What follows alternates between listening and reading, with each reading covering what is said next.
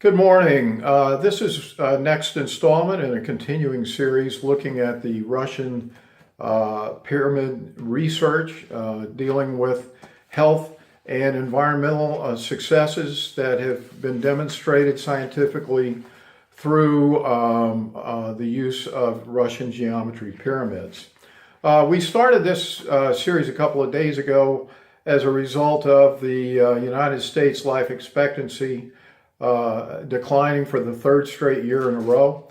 We did some statistics that showed that we are number 29 these days in life expectancy among the OECD countries.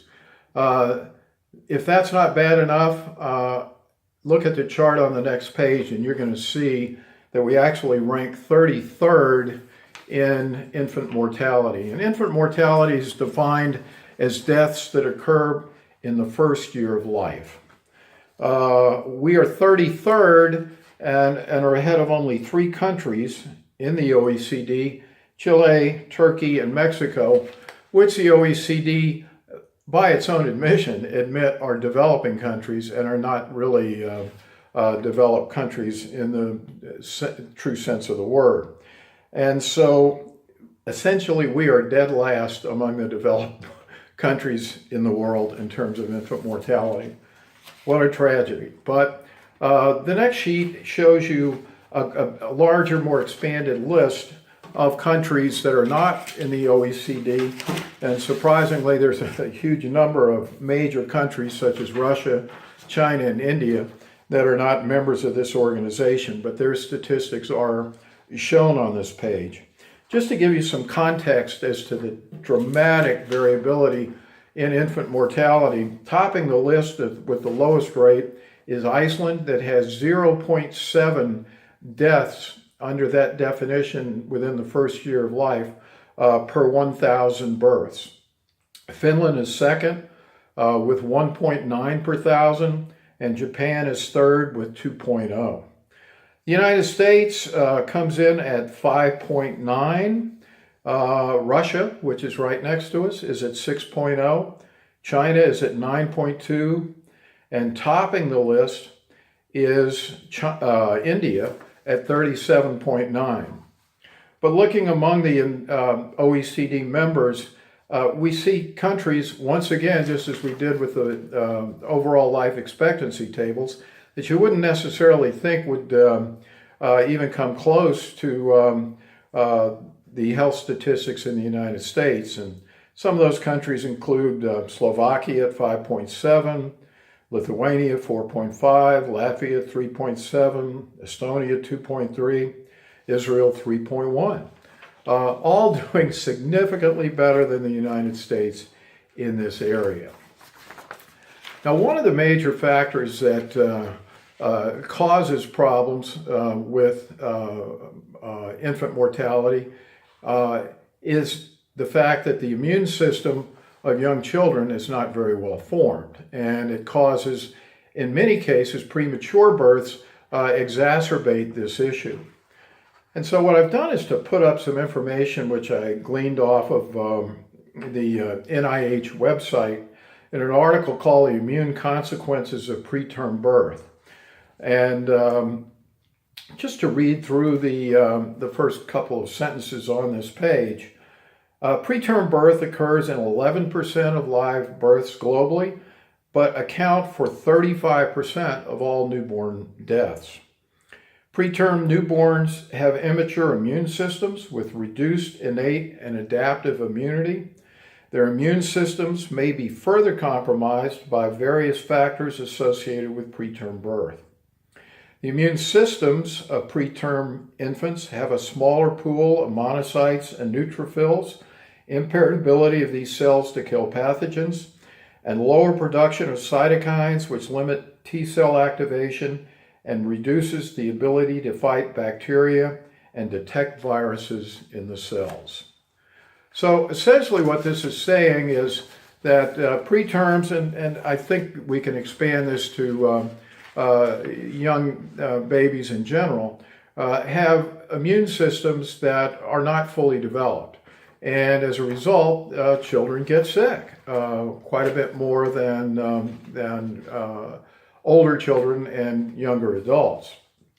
So what we're going to do next is to look at some research that was done in Russia with prematurely born infants and see what impacts the Russian geometry pyramids had on the mortality of these children. So if you look at the page that I've just put up now, entitled Russian Geometry Pyramid Reduces Infant Mortality. And the focus of the study, the research investigated the influence of a 40% solution of glucose in distilled water administered orally to 20 premature babies with compromised immune systems, which normally would have resulted in death within a few days.